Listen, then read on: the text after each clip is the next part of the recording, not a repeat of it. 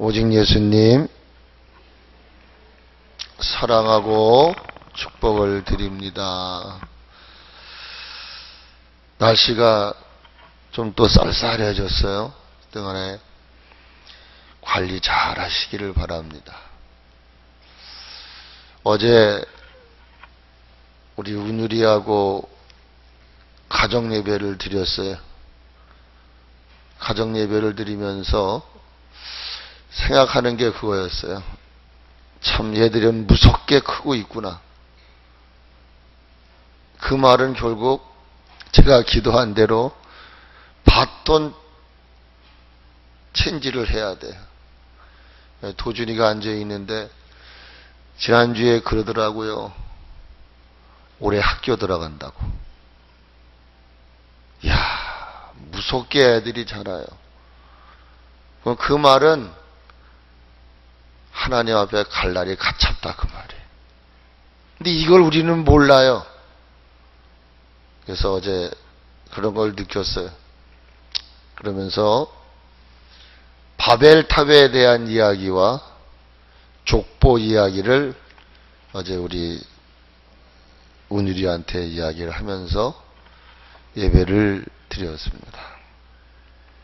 구원받은 성도들이 그 삶 속에서 하나님과의 관계를 끈끈하게 지속해 가야 돼요.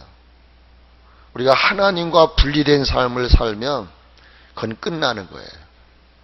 겉은 번들한데 그 속에 교제 이게 끊어졌다면 아무런 의미가 없는 것이죠.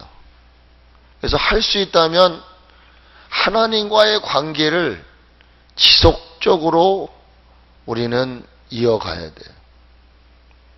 그래서 그 하나님의 관계를 무너뜨리는 것들이 뭔가? 첫째는 예배, 물질에 대한 얘기를 했어요.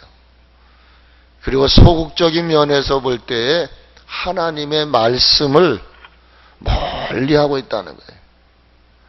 이 말은 여러분, 전 솔직히 아까 우리 김 권사님하고 얘기했지만 정말 손톱만한 것도 하나님이 개입하지 않으면 안 돼요. 그걸 저는 요즘에 너무나 철저하게 깨달아요. 정말 바늘구멍 하나 딱 그만큼의 그것도 하나님이 돕지 않으시면 안 된다는 거. 저는 10년이 가깝게 양압기를 쓰고 지금 잠을 자고 있잖아요. 어제도 아니라고 자면서 그 양압기를 그걸 놓으면 그냥 가는 거라고. 어느 것 하나 하나님이 내 삶에 개입하지 않으시면 될 수 있는 게 없다는 게 요즘 철저하게 깨닫게 되어지는 것입니다. 그러면 그 하나님, 제가 기도하면서 늘 저에게 오는 걸 거예요. 너 나를 가까이 해라.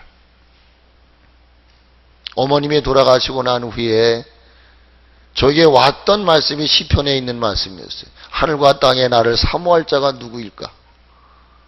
하나님밖에 없다. 그러므로 하나님을 가까이 하는 자는 흥하나 하나님을 멀리 하는 자는 망할 것이라고. 제가 아마 이 말씀을 가을 신방 때 한번 드린 적이 있습니다. 주의 종에게도 늘 하는 말이 그거예요. 너 나를 가까이 해, 가까이 해. 근데 그 하나님을 가까이 한다라고 하는 그 액션이 뭐냐 하면은 하나님은 말씀이란 말이에요, 말씀. 여러분이 지금 읽은 이 성경 말씀, 바이블. 이 책이 하나님이라니까요, 하나님. 그러니까 너무나 귀중하니까 이 말씀을 그냥 고이 간직하고, 보배로만 생각하지 마시란 말이에요. 이 말씀을 정말 낡아지도록 읽는 거, 그게 저는 하나님을 가까이 하는 거라고 생각을 해요. 그래서 복 있는 사람이 누구냐? 그리고 복이라고 하는 개념을 가지고 얘기하면 여러 이야기를 할 수 있을 거예요. 근데 우리는 하나님 말씀을 통해서 과연 복 있는 사람이 누구냐? 이거를 우리는 찾아야 된다는 거예요. 제가 지금 세상의 기준을 이야기하는 게 아니에요. 성경이 말하는, 우리가 아버지라고 말하는 그분이 말하는 복 있는 사람은 과연 어떤 사람이 복이 있을까? 몇 채의 집을 갖고 몇 평의 땅을 소유하고 금덩어리가 몇 개 있고, 하나님은 그거 하나 꿈쩍도 하지 않았어요. 그것을 가진 것도 복 있다고 말할 수 있겠지만 하나님은 어디도 그걸 얘기를 하지 않나. 근데 복 있는 사람을 딱 하나님이 집어서 얘기하시는데, 그게 뭐냐면 말씀을 줄고하고 그로 인하여 주야로 하루 24시간, 그러면 그냥 책상머리에 앉아서 성경책만 읽으란 말이냐? 아니올시다. 언제나 말씀에 젖어 사는 삶, 말씀이 늘 교통하는 삶, 그 사람이 복 있다, 그렇게 얘기를 하세요. 여기 복 있는 사람이라고 하는 히브리어는 아슈레이라는 말이에요. 아슈레이. 이 말은 완료예요. 복이 있는 상태, 복 안에 행복하려고 애쓰는 것이 아니라 이미 행복이라고 하는 그 속에 거해 있는 사람을 말하는 거예요. 복을 추구하는 게 아니라 이미 복이 주어졌어요. 행복을 갈망하는 것이 아니라 이미 행복이 주어진 사람. 그래서 주님은 이렇게 말씀하세요. 네가 정말로 복을 누리는 사람이라고 한다면, 너는 행복한 사람이라고 한다면 이 행복을 유지해 가야 돼. 그래서 늘 자신을 뒤돌아봐라. 그래서 3가지 동사가 나와요. 하나는 뭘 말하냐면은 따르지 말라는 거예요. 그리고 서야 될 것과 서지 말아야 할 곳을 잘 구분해라. 따르지 않고 서지 않고 그리고 아무 곳에서나 앉지 말으라는 얘기예요. 3가지를 강조하세요. 이 말은 무엇을 의미할까요? 분명한 의사를 표시할 수 있어야 된다는 거예요. 여러분들이 받은 복을 누리기 위해서는 매사에 의사가 분명해야 돼요. 거부해야 될 것은 단호하게 거부할 줄 알고, 취할 것은 단호하게 취할 줄 아는 삶을 살아야 된다는 거예요. 그래서 악인의 꾀는 단호하게 거부해라. 죄인의 길에는 단호하게 서지 말아라. 오만하고 교만한 자들의 자리에는 절대로 앉지 말아라. 이렇게 언제나 내가 어느 환경, 어느 상황 앞에 서든지 간에 자신의 의사를 표시할 수 있어야 된다는 거예요. 이 말은 다른 말로 말하면 따라하세요. 선택. 선택. 그러므로 삶이라는 건 뭐냐? 선택인 거예요. 선택. 내가 어느 것을 선택하느냐? 내가 어떤 것을 선택해서 살 것이냐? 내가 어떤 것을 선택해서 행할 것이냐? 매우 중요해요. 아무것도 아닌 것 같지만 우리가 무엇을 선택하느냐에 따라서 하늘과 땅이 다름처럼 달라요. 우리의 삶의 질이 달라져요. 그러므로 여러분, 우리가 복 있는 사람이라고 믿는다면 이미 주님을 믿음으로 나는 행복함 속에 그 맛을 아는 사람은 놓칠 수가 없어요. 근데 뭔가 다 되면 거기에서 실수를 해요. 그래서 챔피언 벨트를 타고 난 이후에 자기 관리를 안 하기 때문에 1차, 2차 방어전에서 깨지고 마는 거예요. 우리의 힘으로 복을 누리는 게 아니라 이게 우리의 힘으로 행복을 소유한 게 아니라는 거예요. 주님이 우리로 하여금 복을 주셨고 행복함을 주셨어요. 고로 우리는 거저 받으신 거예요. 그러므로 우리는 가능한 한 그 복을 안다면, 행복의 진가를 안다면 그 복과 행복을 늘 유지할 수 있기 위해서 어떻게 하라는 거예요? 세 가지를 조심하라는 거예요. 따르지 말고, 서지 말고, 앉지 말아라, 이 말이에요. 그래서 시편 1편 3절 4절을 읽어보니까 하나님의 말씀을 줄고하여 늘 되새김질하는 사람, 늘 묵상하는 사람들의 삶을 무엇이냐 이거예요. 따라해 보세요. 하나님이 책임져 주시는 삶. 믿으면 아멘. 하나님이 책임져 주시는 삶이라는 거예요. 저는 아침에도 기도를 하는데, 그래 맞아. 지금까지 하나님이 나를 책임져 주셨어. 아마 새벽에 나오셔서 기도를 오래 하시는 분은 제 마지막 기도 마무리가 있어요. 요즘에 제 마음속에 울려 퍼지는 하나님을 향한 고백이 있어요. 눈을 들어 산을 보아라. 나의 도움 어디서 오나. 천지 지으신 그 찬양을 불러요. 그러면서 하나님, 맞습니다. 나의 도움은 오직 아버지이십뿐입니다. 그렇습니다. 천지를 지으신 하나님의 은혜입니다. 전 요즘에 그게 기도 마무리가 됐어요. 정말 그분이 나를 돕지 않았었다면 나는 이미 정막 중에 거했을지도 모른다. 그러므로 말씀을 줄고하고 그 말씀을 늘 되새김질하는 자에게 하나님 주시는 복이 뭐냐? 내가 너를 책임질게. 아멘. 이 말은 다른 말로 뭐예요? 형통한 삶을 말하는 거예요. 여러분, 우리가 형통하다고 하는 것은 뭘 남들보다 더 크고 웅장하고 의리한 이것을 소유함을 말하는 게 아니에요. 남들이 아파할 때 나는 웃을 줄 알고, 남들이 울 때 웃을 줄 아는 사람, 내가 있어서가 아니라 언제나 내 마음에 하나님 주시는 그 평강을 통해서 내가 부유해도, 내가 궁핍해도, 내가 없어도 자족할 줄 아는 그러한 삶 속에서 하나님 고맙습니다.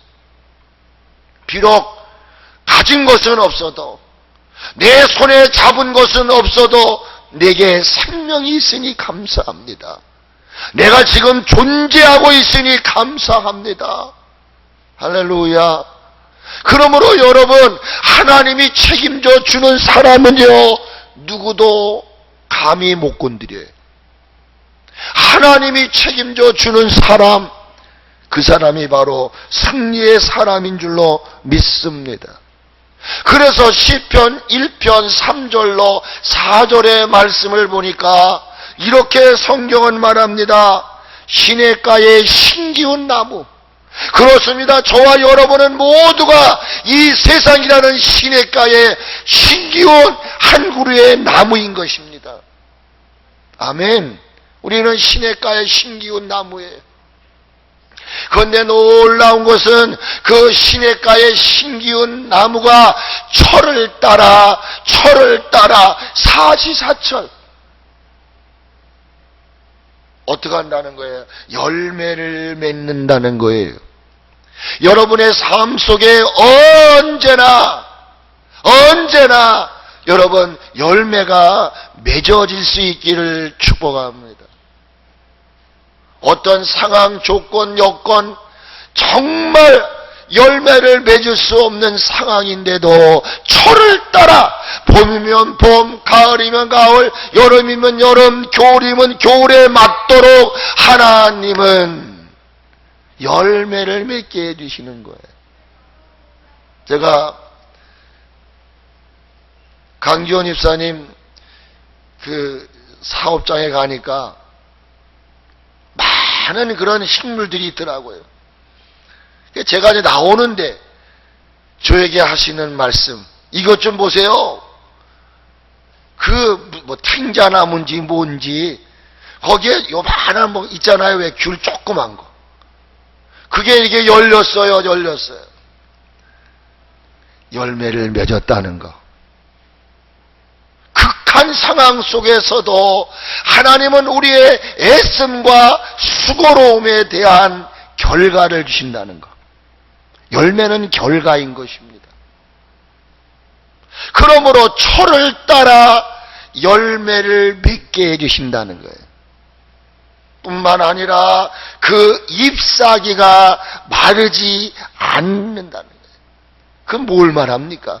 나무가 자라면 그 옆에서 가지를 치고 그 가지는 또 잎이 우리들의 가정의 모든 자녀들 하는 모든 계획들 잎사귀가 마르지 않게 해주시겠다는 거예요. 나무가 원통이라고 말한다면 이 잎사귀는 뻗어나가는 것들, 우리의 가정 안에 우리의 사업하는 것들, 우리가 계획하는 것들, 우리의 자녀의 여러 가지 잎사귀가 마르지 않는다. 여러분, 나무가 죽으면 따라오는 게 있어요. 잎사귀가 시들어져 버려요. 오늘 제가 예배를 마치고 청소를 하고 쓰니까 거기 마른 잎이 이만큼 또 쌓이더라고요. 근데 젖어있는 잎, 살아있는 잎은 묵직해요. 근데 죽은 잎은 휙휙 날아다녀요. 낙엽들은. 그런데 여호와의 율법을 즐거워하여 그 율법을 주야로 묵상하는 자들에게는 시냇가의 신기운 나무가 철을 따라 열매를 맺을 뿐만 아니라 그 잎사귀가 마르지 않는다 그 말이에요. 여러분, 그래서 사철나무 아시잖아요. 그 산을 들여다보면은요 흰눈이 쌓였는데 다른 나무들은 항상 안 돼요. 소나무 까보십시오. 아주 그 그린 녹색깔을 띠고 있는 그거 얼마나 그게 싱싱해 보입니까?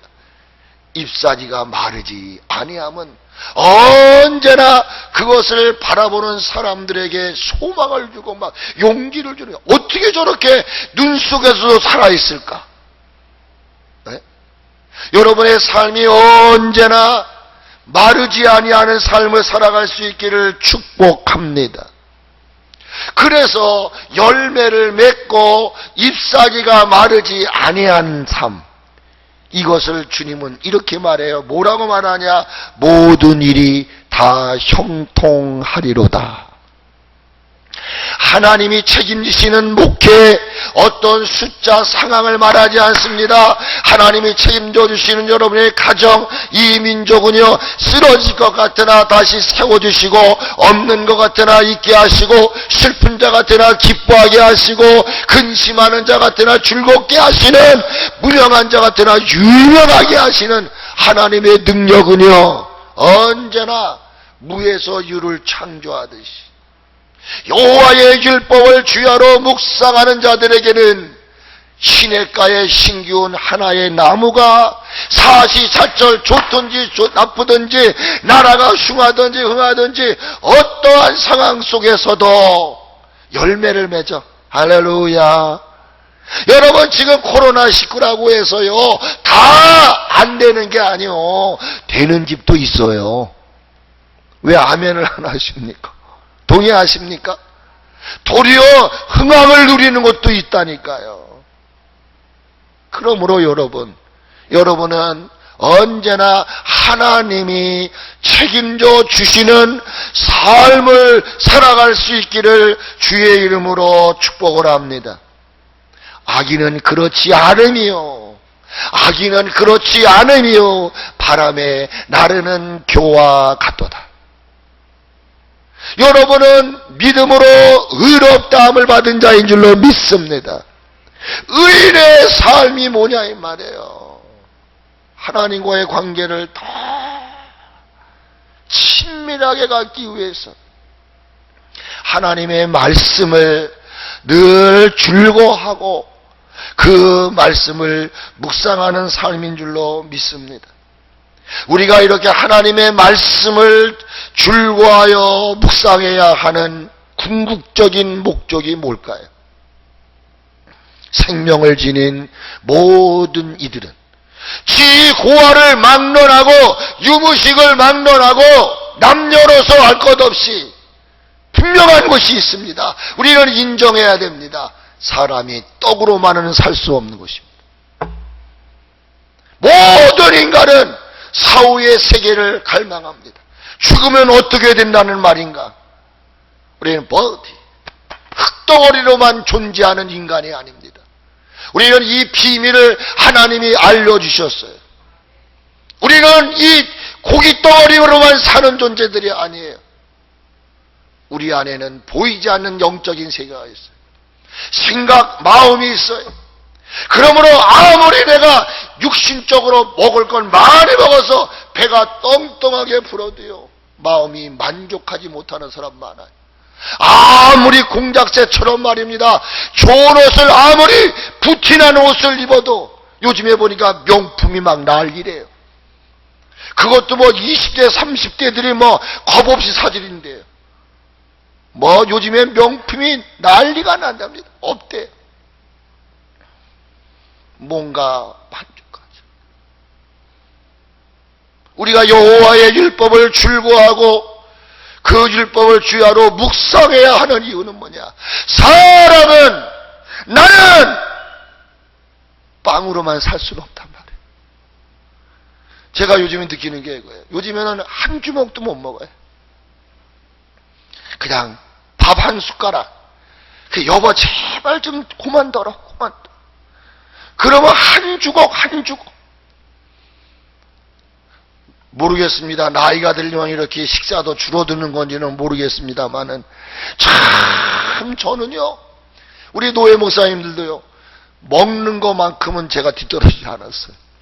얼마나 잘 먹는지 몰라요. 그래서 그러니 요즘에 우리 손자들이 오니까요, 아까도 얘기 드렸는데 우리 식구가 그래, 여보 요즘에는 20kg 하나 갖다 놔도 며칠 못 간대. 우리 둘이서 먹으면요 20kg 하나 가지고도 한 달, 두 달을 먹는 거예요. 이야, 오늘도 제가 아침에 얘하고 은율이하고 밥을 먹는데 왜 이렇게 맛있냐? 은율이는 막 두 그릇씩을 먹어요. 얘도 그래. 우리 먹는 것보다 몇 배를 먹어요. 수호도 마찬가지예요. 근데 이게 우리를 만족해 준다. 사람은 떡으로만 살 수 있는 게 아니에요. 빵으로만 살 수 있는 게 아니에요. 이 말은 물질로, 옷으로, 어떤 권세, 명예로만 살 수 있는 존재가 아니라는 거예요. 사랑하는 성도 여러분, 여러분이 오늘날 육신적인 모든 걸 다 소유했다 할지라도 여러분 정말 만족한 삶을 사십니까? 여러분 흡족한 삶을 살으십니까? 여러분 마음과 생각과 그 영혼이 배부르십니까? 뭔가 이상한, 뭔가 조금 하나 모자른 듯한 삶. 그래서 우리가 먹고 나면 지금 좋은 집에 가면은 디저트가 나오잖아요. 짜장면 한 그릇도 다 먹었는데 요만한 또 팥빙수가 하나 나와요. 돈이라는 건데 그러더라고. 만족하지 않는다. 배부른 것 같은데 뒤돌아서면 뭔가 허기진 거. 그러므로 신명기 8장 3절에 너를 낮추시고 너를 줄이게 하시며 또 너도 알지 못하며 내 조상도 알지 못하던 만나를 내게 먹이신 것은, 우리가 삶이 곤고하고 어려움을 당했단 말이에요. 낮추시고 너를 줄이게 하실 때 다들 사람은 그러기 상태가, 그때 주님이 다가오셔서 누구도 경험해보지 못한, 내 조상들도 경험해보지 못했던 만나를 내가 너에게 주노라.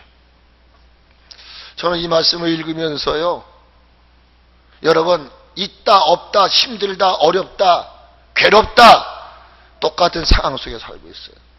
그런데 주님이 이렇게 말씀하세요. 내가 너를 낮추고 줄일 때에 너의 조상들도 경험해보지 못했던 놀라운 것을 내가 너에게 주노라.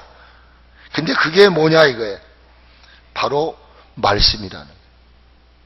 그럼 왜 우리가 낮아지고 굶주릴 때에 우리 주님이 다가오셔서 우리의 조상들도 알지 못했던 만나를 우리에게 주신 거냐?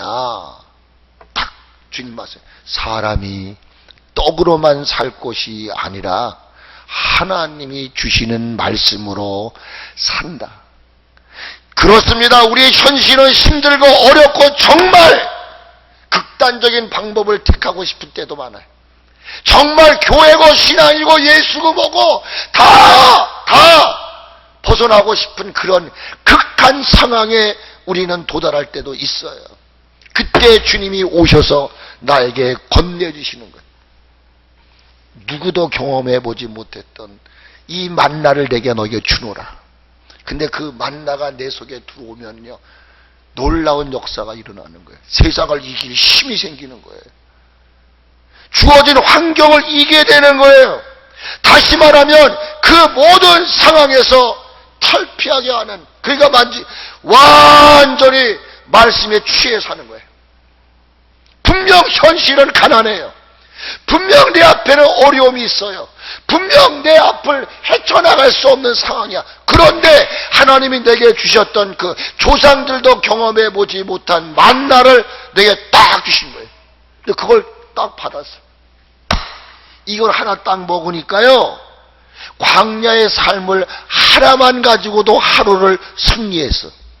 욕심을 부릴 필요도 없다는 거예요. 하나면 된다는 거예요. 아멘. 하나님 말씀에 여러분들이 완전히 취해져 버리면, 정말 하나님의 말씀이 아니 말씀의 주제인 하나님이 여러분을 완전히 쌓아버리게 되면, 내 앞에 가난이 와도 질병이 와도 환난이 와도 핍박이 와도 그 말씀이 주시는 힘을 가지고 현실을 이겨낼 수 있는 능력이 나타난다는 거예요. 그러므로 사람이 떡으로만 사는 게 아니야. 네 방법, 네 계획, 내 수단, 내 재치, 그것만 가지고 사는지 아니? 어느 날 너는 너의 한계점을 고백할 때가 있을 거야. 주님, 안 되네요. 모든 게 오시다. 그때에 주님이 딱 다가오셔서, 안 되니? 왜? 좀 더 해보지?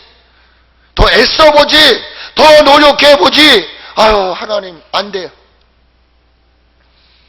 그때 주님이 나에게 말씀을 딱 주시는 거예요. 여러분, 우리가 당뇨를 가지신 분들은요, 이 치수가 점점 떨어지면 가려고 그래요. 그때 단 거 하나만 딱 먹어도 벌써 혈당이 쫙 올라와요.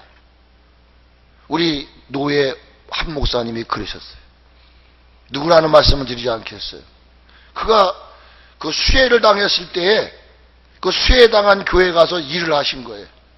근데 이분이 당뇨가 얼마나 심한지, 그 당뇨로 인해서요, 아차하면 가시는 분. 이분은 차를 타고 가다가도 그 당뇨 때문에 그냥 졸면 손전하시는 분이에요. 네, 그 정도.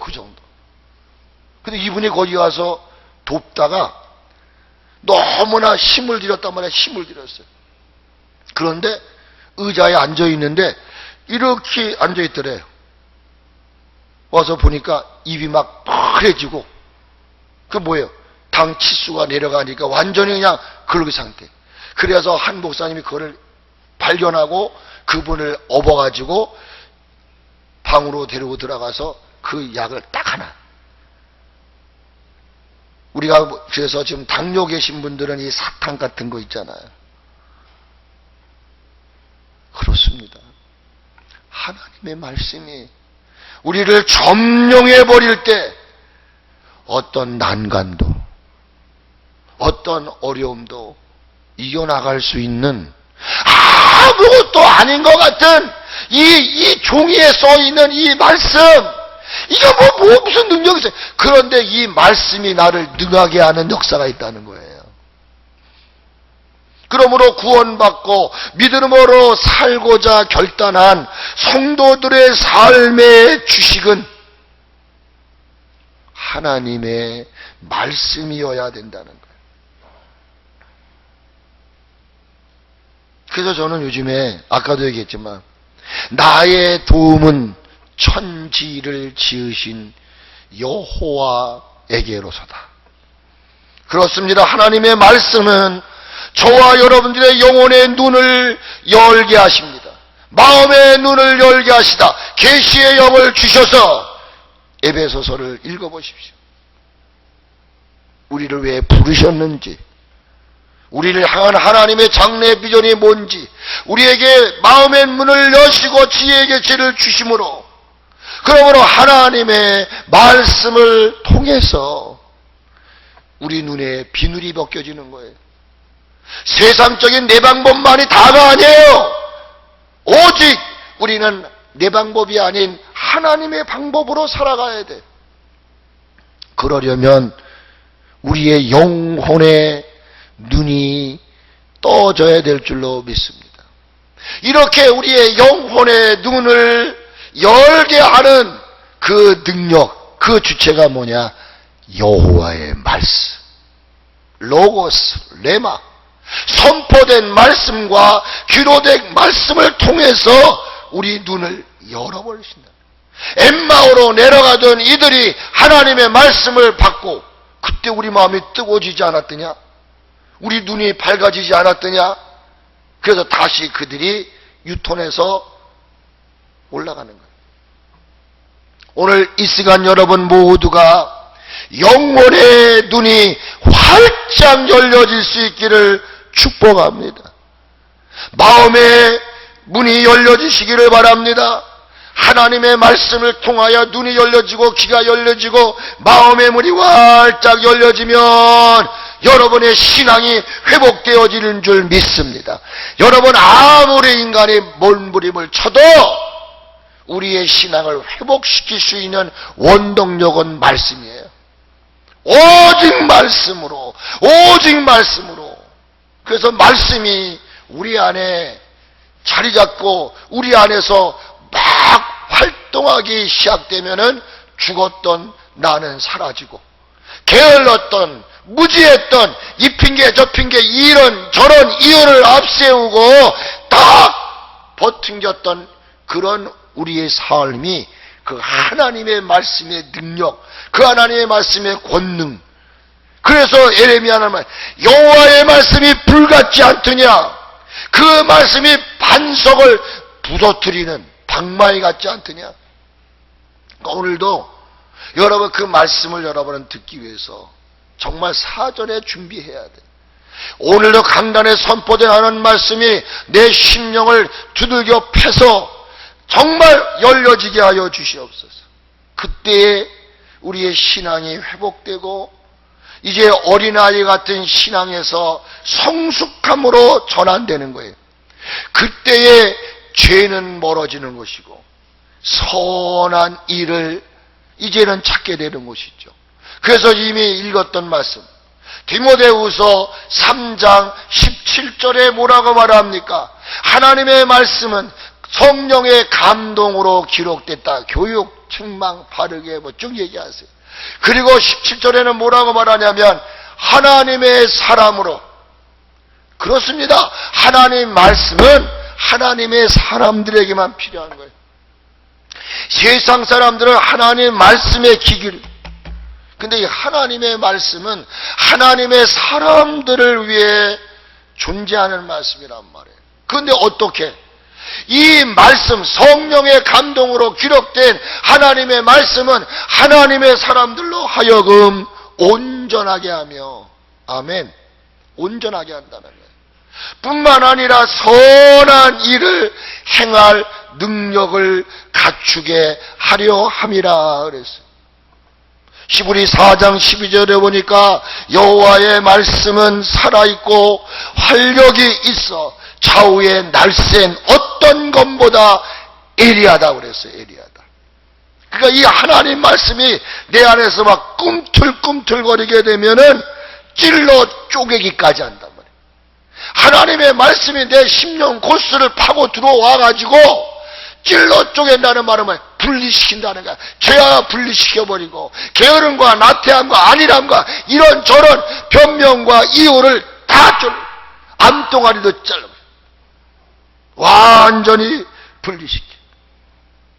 그래서 하나님 말씀이 우리 마음과 생각과 뜻을 판단한다고 말씀하십니다.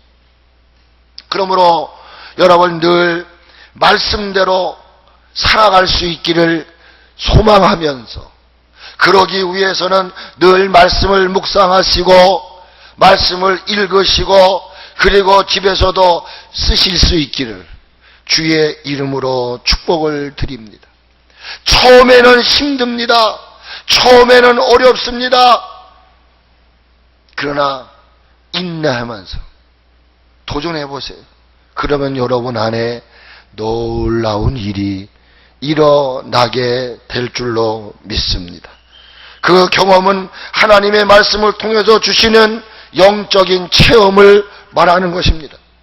하나님의 말씀인 성경은 어느 베스트셀러보다도 더 훌륭합니다. 어떤 음식보다도 영양가가 충만합니다.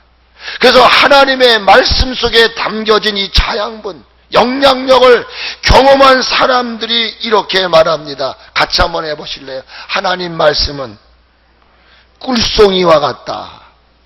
다시 한번, 하나님 말씀은 꿀송이와 같다. 여러분, 꿀송이 같습니까?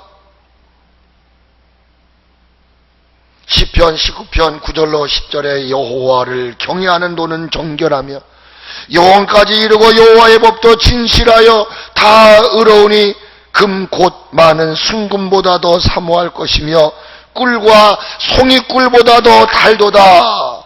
이렇게 고백해요. 시편 119편 103절에 보니까 주의 말씀의 맛이 내게 어찌 그리 단지요. 여호와의 말씀의 맛이 어찌 그렇게 다냐 이 말이에요. 근데 그 달의 깊이를 이렇게 고백해요. 꿀보다 더 답니다. 말씀의 진가를 아는 일은 놓칠 수가 없다는 거죠. 잠언서 24장 13절에 보니까 내 아들아 꿀을 먹으라 이것이 좋으니라 송이꿀을 먹으라 이것이 내 입에 달다. 이렇게 말했어요. 바로 이것이 뭐예요? 아까 말씀드렸던 이스라엘 백성들이 광야 40년의 여정을 살아가는 동안 하루를 그 내리쬐는 햇볕을 이겨야 돼요. 건조한 땅에서 그 많은 짐승들이 우글거리는 그 광야의 삶을 살아가야 되는 거예요. 하루의 삶을 지탱할 수 있는 그 힘이 뭐였느냐면 하나님이 주시는 만나였다고요. 이거 잘 아시잖아요.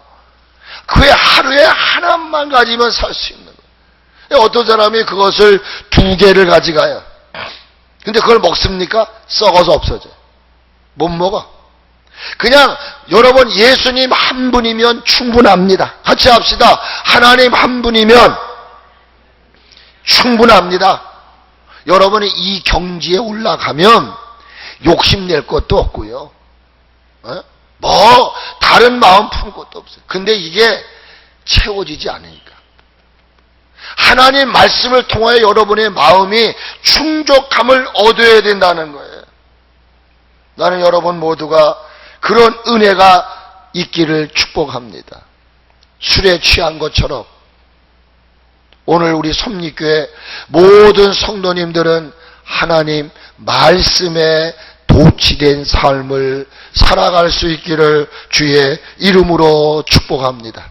그래서 늘 감사, 감격, 감동, 감화, 설레임, 하나님 말씀이 우리 안에 와 보십시오. 그래서 저는 참 그래요. 그냥 뭐 어제도 에베소서를 다 읽었어요. 뭐 마음만 먹으면 30분이면 딱 끝나요. 근데 그 성우들이 읽어주는 거는 굉장히 늦어요. 근데 그냥 우리 속도로 읽으면요 한 15분이면은 6장 정도는 끝내요. 근데 신기하잖아요. 말씀이 계속 우리 뇌가 그렇게 인식하는 거야. 지금 성경 읽을 시간이야. 그러니까 우리 집에서도 이제 1장 읽다가 2장, 2장 읽다가 3장, 3장 읽다가 4장 한 번에. 근데 그 시간이 그렇게 많이 소요되는 시간이 아니야. 그런데 왠지 모르게 그 시간은 굉장히 나한테 손해가 되는 것처럼 생각해. 하나님의 말씀인 성경 66권이 여러분들을 각자에게 하나님이 여러분들을 향한, 같이 한번 해보실래요? 사랑의 편지다. 아주 크게 해보세요. 사랑의 편지다. 그렇게 생각을 해보세요. 이 말씀 드리고 오늘 마칠게요. 어떤 이가 그 책을 보다 보니까 이런 이야기를 했어요. 같이 해보실래요? 다시 한번, 나는 예수님 믿는 횟수만큼 성경을 읽었습니다. 이 말이 뭘까요? 내가 교회 나온 지, 내가 예수를 믿은 그 횟수만큼, 그러니까 10년이 됐다고 하면은 성경을 몇 번 읽었다? 10년 읽었다. 10번 읽었다. 여러분, 하나님 말씀 사랑하셔서 올 한해 하나님 말씀을 통해서 주시는 그 아까 형통의 복, 철을 따라 열매를 맺고 잎사귀가 마르지 아니하며 형통한 삶을 누리는 우리 섭리교회 성도들이 다 되어질 수 있기를 주님의 이름으로 축복을 드립니다.